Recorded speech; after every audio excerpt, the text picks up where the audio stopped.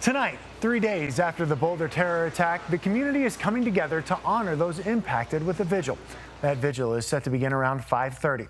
Today, we are learning more information on the ongoing investigation into that attack. A federal judge, for now, has stopped deportation proceedings for the wife and 5 kids of the suspect in this attack.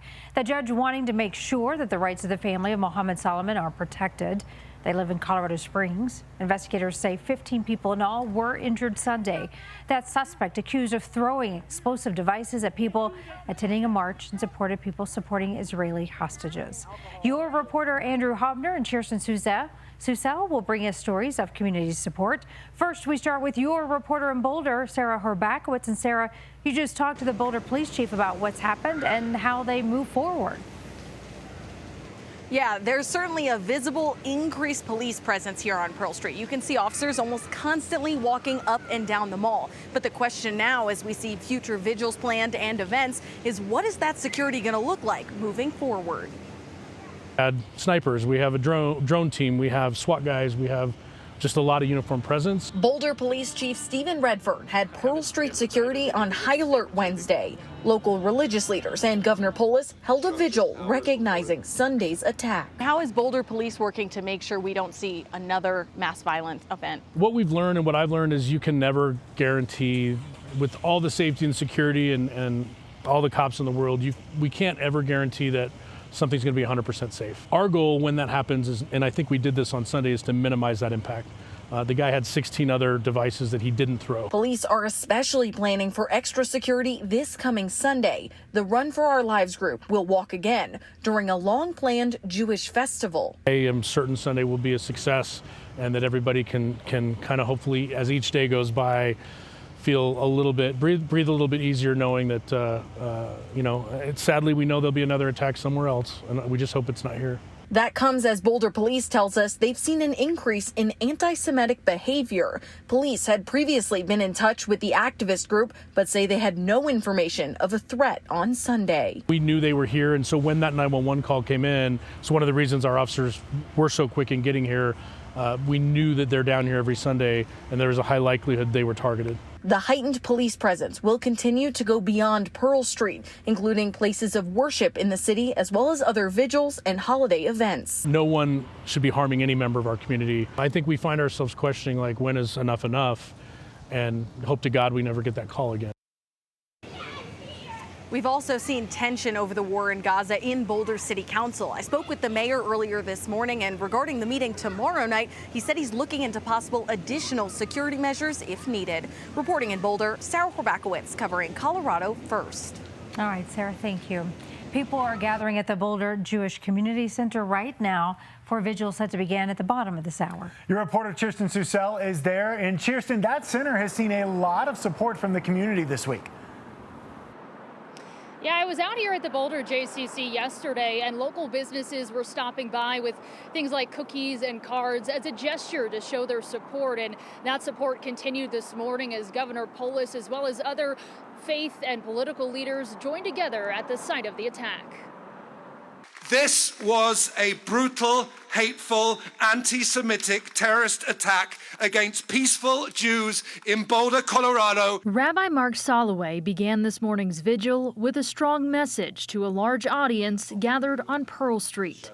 Soloway leads a Boulder synagogue that many of the victims attend. The physical and emotional scars of this will never fully heal. Governor Jared Polis, Colorado's first Jewish governor, followed with equal passion and proclamation of unity.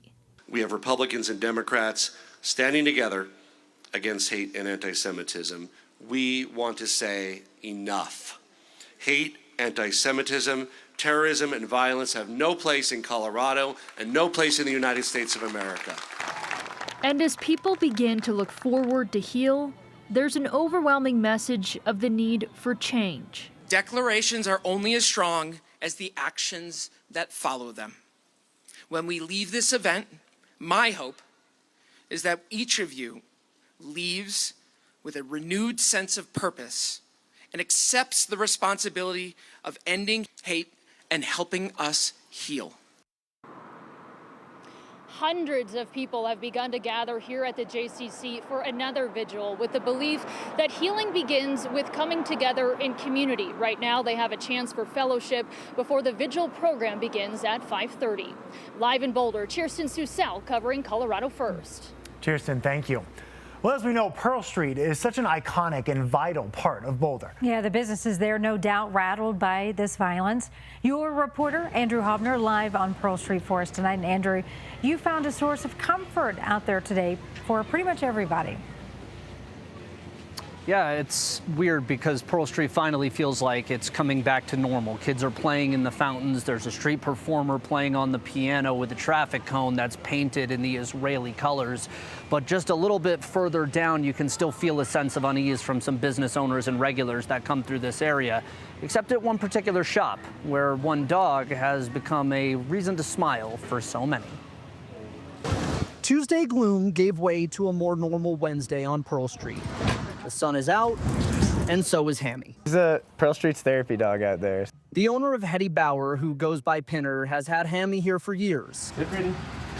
Even on Sunday, as Pinner watched a horror unfold right across the street. The cops coming by are like, hey, everybody has to clear out. And then they wanted to do like a sweep of the place. So you're kind of like wondering if everything was still fine. He needed to process it all himself. You kind of are like replaying these things in your brain. You're like, wait, is this real? Did I like just witness that? Am I dreaming? So that was kind of intense for me. Luckily, he had Hammy. Walking back to the shop, I just saw Hammy just standing like right in front, like with a smile on his face. And I was like, man, what it'd be like to be a dog. In the wake of the attack outside the Boulder courthouse, Hammy now has a greater purpose. When things like that happen, I feel like it takes a while for people to like kind of settle back into it. Putting smiles on those trying to feel some sense of normalcy on Pearl Street again. It's a lot more like pure and innocent with him, you know? Like you see a dog and you're like, wow, they're just like happy to be existing, you know? And that's kind of beautiful. His smile and kind eyes are infectious to regulars on the block or those just passing through, to remind them that while they may look in one direction and hear the echoes of a tragedy, they can turn around and see Hammy and know that everything, if even for a moment, is going to be okay. Pearl Street is weird and wonderful. There's ups, there's downs, there's good, there's bad, but to business owners and people that traverse this area regularly, CU students, Boulder residents, this is home. And even though something tragic happened here on Sunday, there's going to be a reconciliation and a rebuilding, and hopefully with due time, a period of healing. And dogs like Hammy and business owners like Abner Gilliday, or Pinner as he's called here by the locals, will play an important role in making sure this is a place where everybody can be and smile and have fun again. Signing off in Boulder, I'm Andrew Hobner, covering Colorado First. The dogs are certainly the best. Andrew, thank you. A suspect in the Boulder terror attack is expected in state court tomorrow and federal court Friday. We will follow all the developments in this case.